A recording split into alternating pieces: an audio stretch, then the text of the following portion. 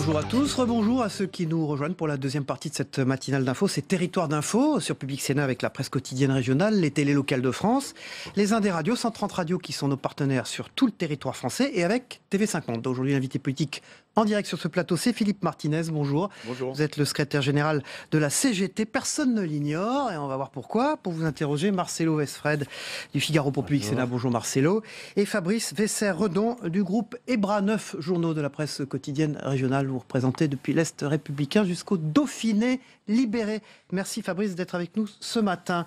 Philippe Martinez, Courbier-Picard, donc un des titres de la presse quotidienne régionale, édition d'Amiens, titre aujourd'hui Chômeurs sous contrôle. La ministre du Travail, Nicole Pénicaud, a présenté hier son plan de renforcement des contrôles et sanctions à l'égard des chômeurs ne remplissant pas leurs obligations, mesure vue comme la contrepartie à l'extension des droits. Donc le gouvernement renforce les sanctions contre les chômeurs. Qu'en pensez-vous, vous ? Que du mal. Pourquoi ? Parce qu'on stigmatise ceux qui représentent 0,4% de ceux qui cherchent du travail. C'est-à-dire qu'il y a 0,4% qu'on appelle des fraudeurs, c'est-à-dire des gens qui touchent des allocations chômage sans justifier une recherche d'emploi. Donc pour 0,4%, on essaye de stigmatiser l'ensemble de ceux qui recherchent du boulot, inscrits ou non à Pôle emploi, touchant ou non des indemnités. Il faut rappeler que plus de 50% de ceux qui sont privés d'emploi ne touchent pas d'indemnité. Et donc, voilà le problème. Mais est-ce que vous reconnaissez quand même que le système de sanctions actuel, il est quand même incohérent ? Quelqu'un qui ne se rend pas à un rendez-vous est sanctionné très lourdement et quelqu'un qui, en revanche, est considéré comme ne cherchant pas d'emploi va l'être beaucoup moins. Je vous le répète, ça concerne 0,4% des privés d'emploi.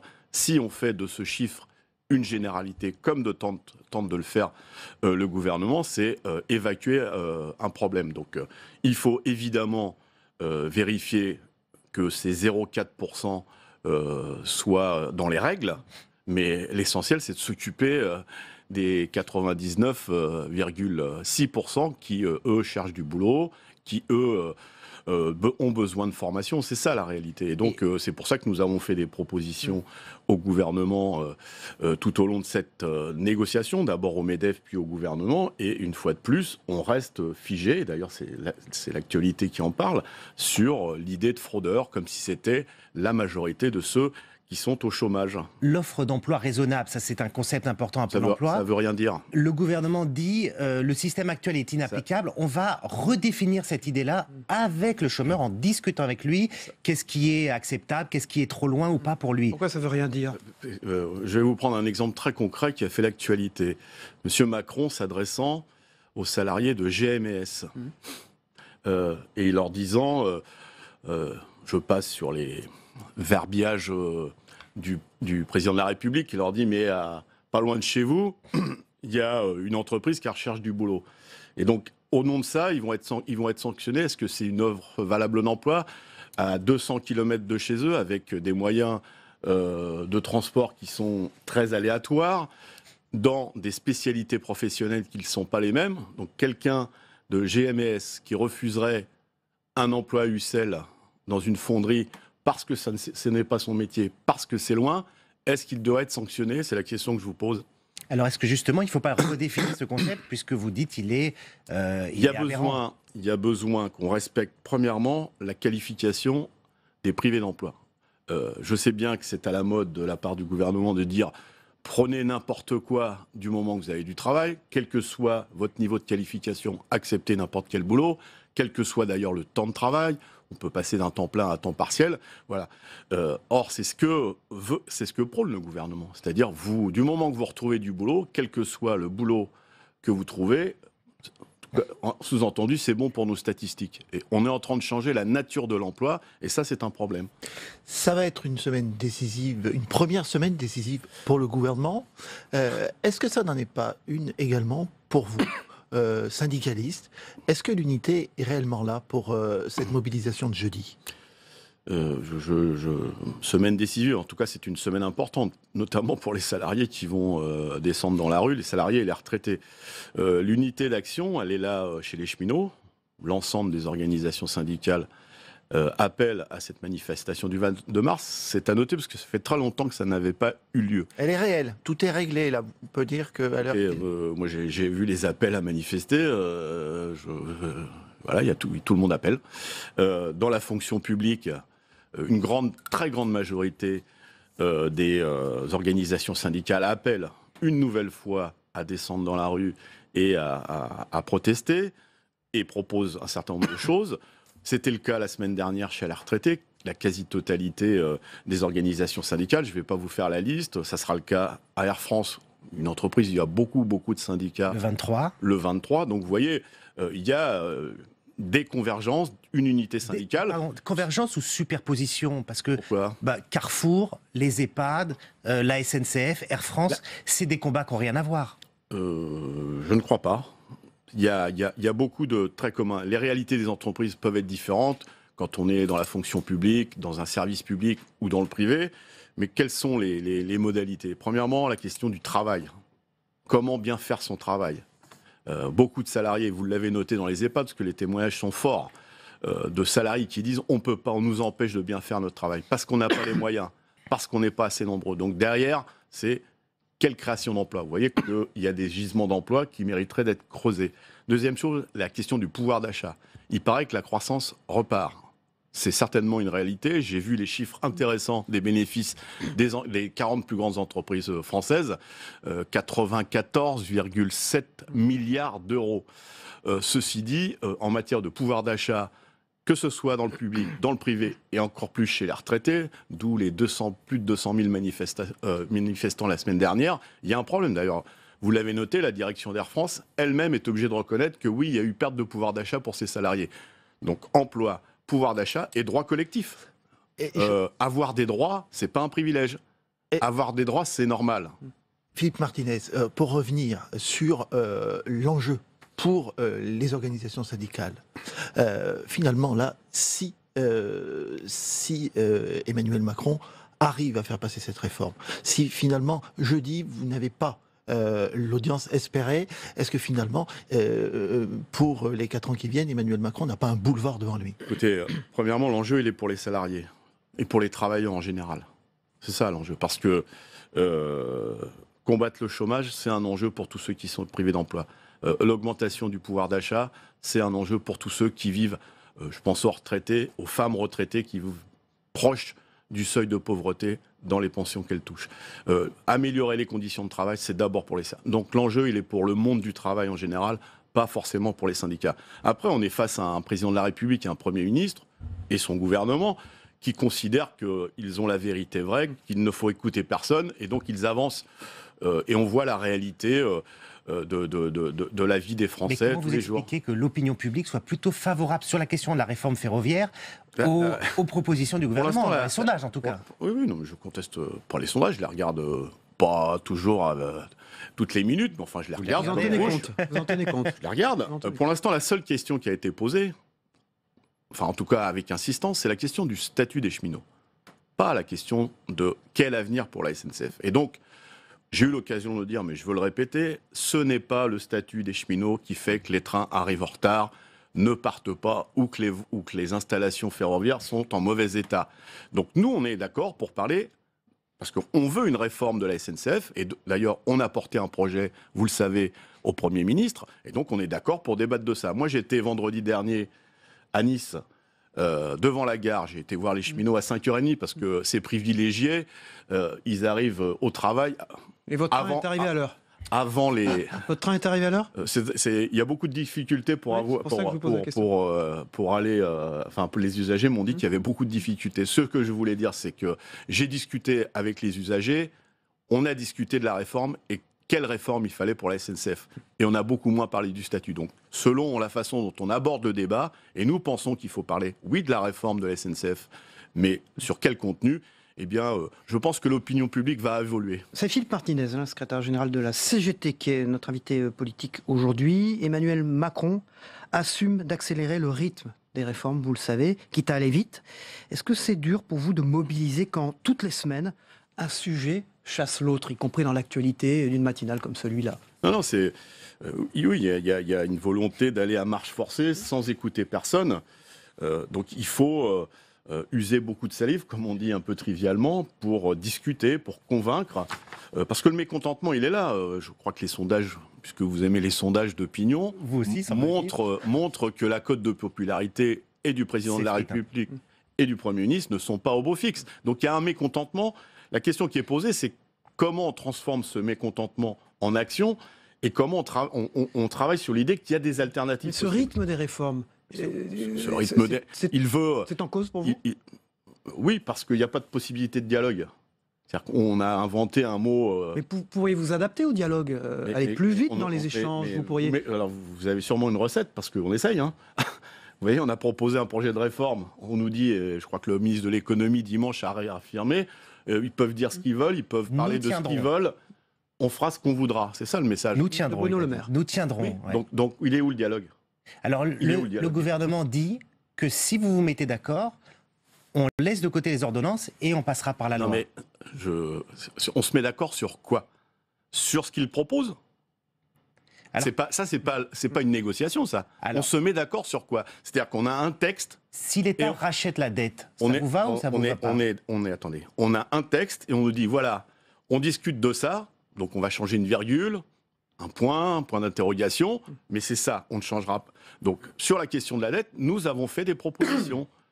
Et c'est normal que l'État assume, parce qu'il y a continuité de l'État, assume les erreurs ou la mauvaise stratégie des gouvernements précédents et des directions de la SNCF, où était Madame Borne, vous le savez, puisqu'elle était directrice de la stratégie de la SNCF, qui vient nous donner des leçons aujourd'hui sur la stratégie de la SNCF. Il y a un point sur lequel vous aurez du mal à vous mettre d'accord, c'est le statut des cheminots, mais est-ce que c'est tabou, compte tenu, on parle d'un statut qui a été créé dans les années 20, qui permet l'emploi à vie, des retraites, un départ à la retraite avant, vous nous direz si ce n'est pas le cas.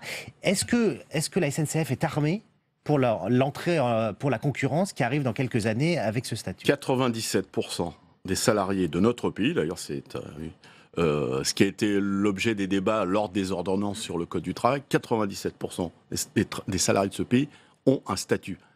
Vous avez un statut, j'ai un statut, les cheminots ont un statut, ça s'appelle... L'emploi à vie, c'est le statut des cheminots. Attendez, ça s'appelle un Code du travail, des conventions collectives ou un statut. L'emploi à vie, moi je considère que quelqu'un qui voudrait faire toute sa carrière dans la même entreprise, contrairement à un phénomène de mode, devrait pouvoir le faire à la SNCF ou dans n'importe quelle entreprise. Ça n'empêche pas... à l'encontre de toutes les études qui existent dans le monde où on aura une mobilité mais forcée de vie professionnelle absolue, vous le savez. Qu'on choisisse sa mobilité, ça me paraît juste. D'ailleurs, les cheminots qui veulent quitter la SNCF, on ne les attache pas au TGV. Ils ont le droit de quitter la SNCF. Mais quelqu'un qui veut faire toute sa carrière dans la même entreprise devrait pouvoir le faire.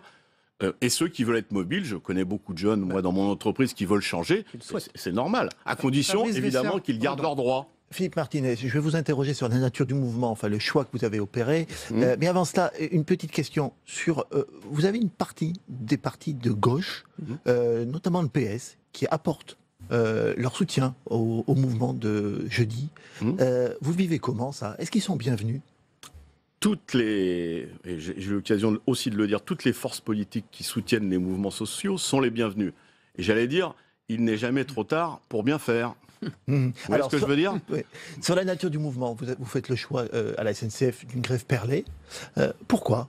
Est-ce que c'est une crainte de ne pas parvenir à mobiliser dans le temps, finalement?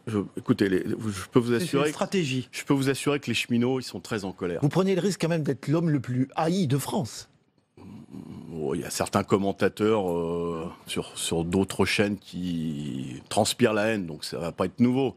Les cheminots sont très en colère, parce qu'on les présente comme des nantis, comme des feignants, comme des privilégiés.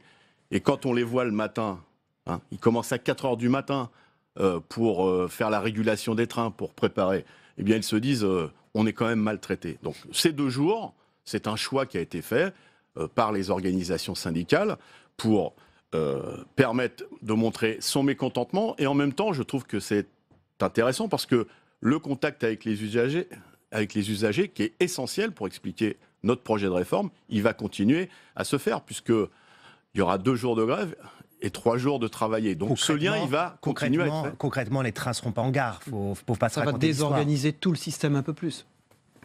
Il y a 2 Vous jours. en êtes conscient quand même. Il y a 2 jours de grève.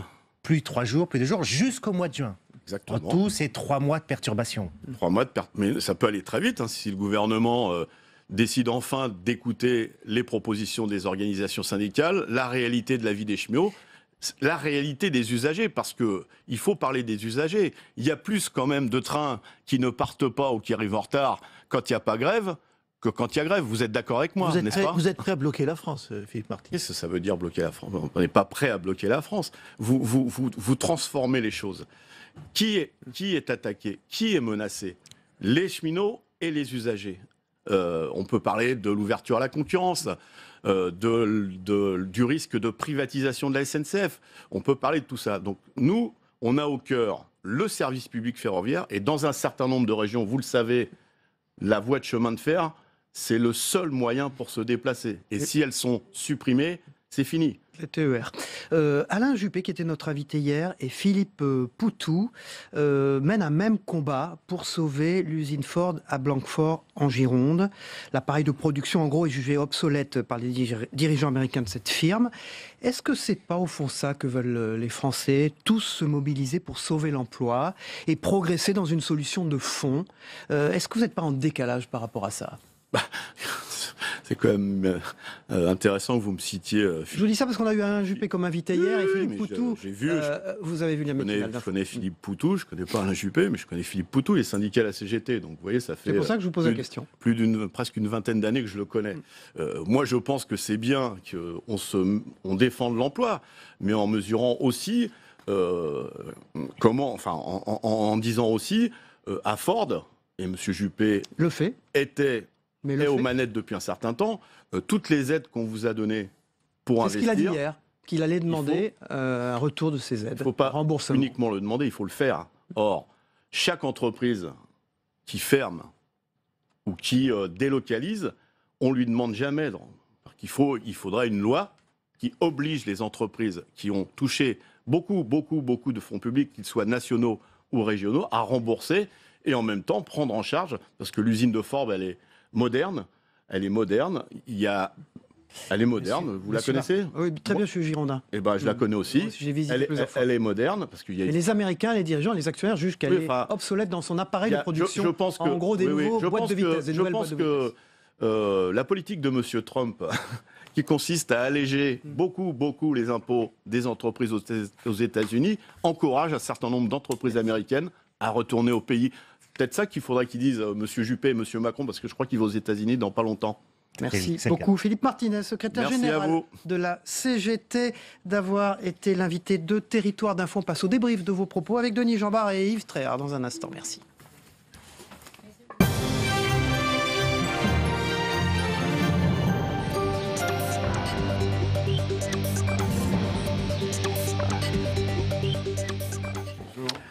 Voilà, Yves Tréhard, directeur adjoint de la rédaction du Monsieur l'Observateur, bonjour. Bonjour Yves Tréhard. Bonjour à tous. Bonjour Denis Jambard. Bonjour Cyril, bonjour Yves, bonjour à tous. Vous avez entendu Philippe Martinez, notre invité, secrétaire général de la CGT. Va-t-il être l'homme le plus détesté de France? Vous avez entendu que Fabrice Vaisser-Redon lui a posé la question. Yves Tréhard.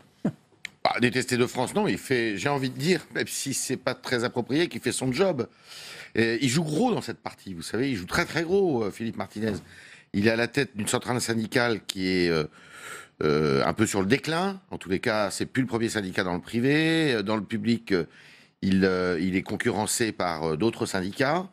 Et on a bien vu qu'à la rentrée du mois de septembre-octobre, eh bien, il n'avait pas réussi à mobiliser comme il le voulait sur les ordonnances réformant le Code du travail. Donc là, il est à un point capital pour lui, puisque il y a quand même beaucoup de sujets de mécontentement dans la population. Il y a évidemment la réforme des retraites, de la SNCF. Je ne dis pas que c'est un sujet de mécontentement, mais qui peut inquiéter les cheminots à tout le moins. Et puis vous avez d'autres sujets qui agitent ici et là quelques catégories de Français. Donc s'il arrive à mettre un peu de monde dans la rue, c'est sûr que ça sera mieux pour lui. Le problème, c'est que c'est pas sûr du tout qu'il y arrive. Parce que je pense que les Français ont évolué face aux réformes, face à la nécessité de transformation de ce pays, première chose. Puis deuxième chose, j'ai l'impression, mais c'est pas contre Philippe Martinez, il y a quand même une impression, si vous voulez, que depuis 40 ans, les syndicats, ils n'ont pas changé de logiciel, quoi. Ils sont toujours sur le même mode de la dénonciation et ils sont assez peu dans le mode de la construction et du renouvellement. Denis Philippe Jeanbart. Martinez va vous expliquer le contraire, puisqu'il est allé présenter le plan de la CGT pour la SNCF. Non, la question qui est posée maintenant aux syndicats, c'est de savoir comment mener des combats de manière efficace.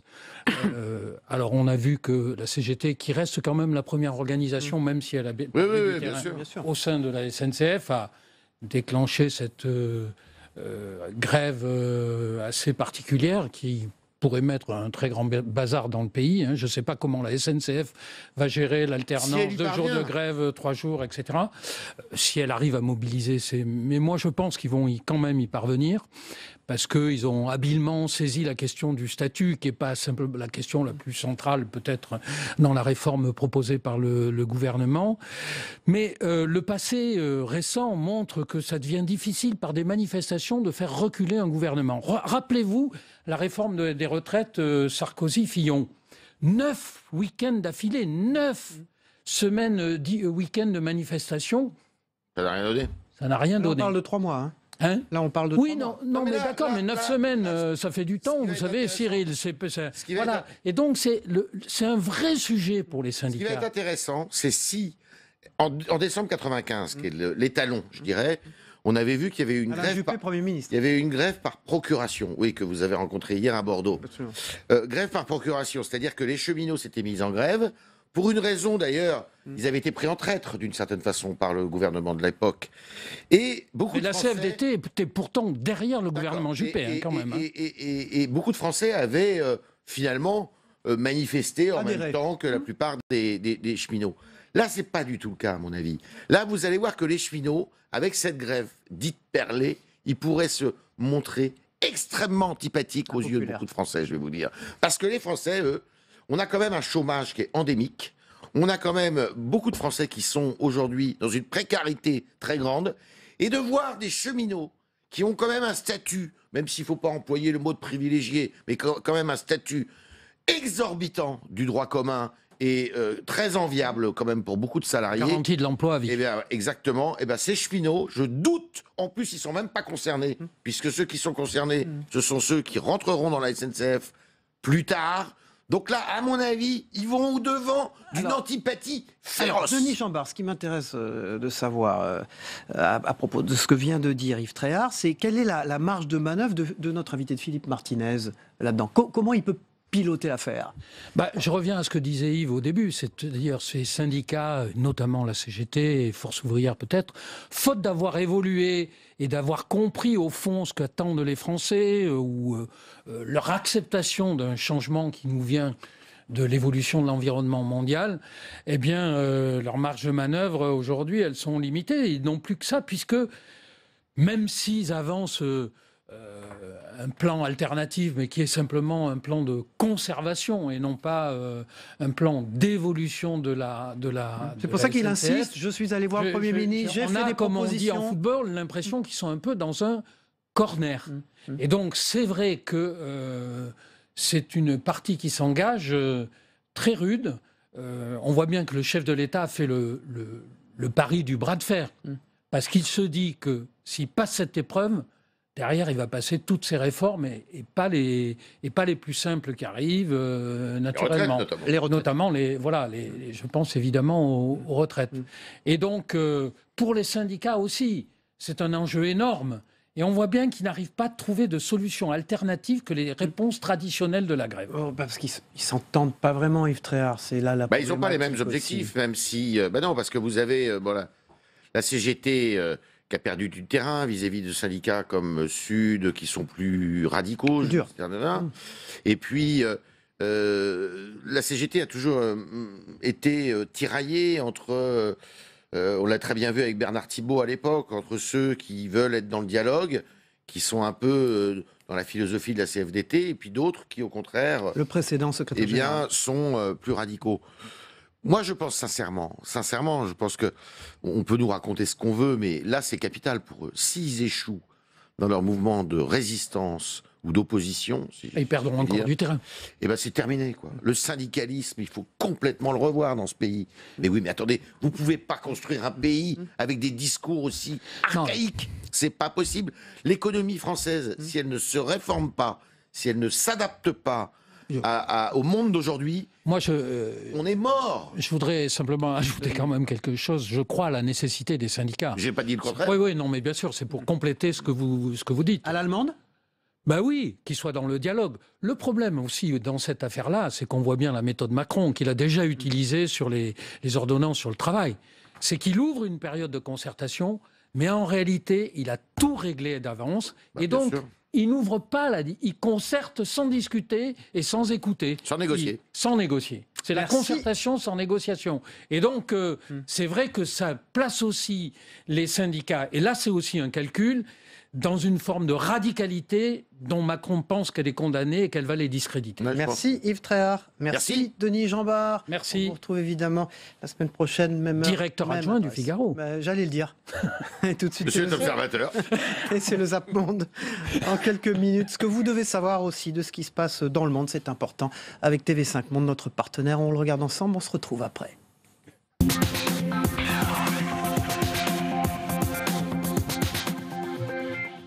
Étape décisive dans le processus du Brexit. Après des jours de discussion, l'Union européenne et le Royaume-Uni se sont mis d'accord sur la période de transition voulue par Londres pour éviter les conséquences d'une rupture brutale. Le Royaume-Uni a toutefois dû concéder à une période de transition plus courte que souhaité, entre le 30 mars 2019 et fin décembre 2020. Pendant cette période, le Royaume-Uni ne participera plus au processus de décision de l'Union européenne. Il conservera néanmoins tous les avantages et les bénéfices du marché unique. Il s'appelle Alexander Nix. Il dirige l'entreprise britannique Cambridge Analytica. Cet homme a favorisé l'élection de Donald Trump en exploitant des données Facebook. Manque de chance, l'un de ses ex-collaborateurs a parlé aux journalistes du Guardian. Nous pouvions construire le profil psychologique de chaque électeur dans certaines régions et même dans ce cas dans tous les États-Unis. Un profilage extrêmement précis, rendu possible grâce à une autre société de Cambridge, Global Science Research, GSR. Sous couvert d'études académiques, GSR rémunère des utilisateurs Facebook. Via une application, ceux-ci acceptent de livrer leurs données personnelles. Mais le logiciel permet en fait d'accéder à tous leurs amis. Au total, les données de 50 millions d'Américains sont siphonnées. C'est sur les réseaux sociaux que Bachar el-Assad communique autour de sa visite dans la Ghouta orientale. Des photos et des vidéos. La mise en scène se poursuit avec Bachar el-Assad, modeste, ému par tant d'honneur et très proche de ces hommes auxquels il se mêle visiblement volontiers. À chaque balle que vous tirez contre un terroriste, vous changez l'équilibre. Chaque conducteur de char qui avance d'1 mètre change la carte politique du monde. Dans les entrailles d'un lycée d'Arad, dans l'ouest de la Roumanie, résonnent les voix de la troupe de théâtre francophone, Ami Franc. Ces jeunes répètent leur dernière pièce, Jim déplace les gravats. Une histoire de locataires envoûtés par un investisseur qui leur propose de spéculer sur la mort. Ce spectacle mélange surtout le mensonge et la jalousie.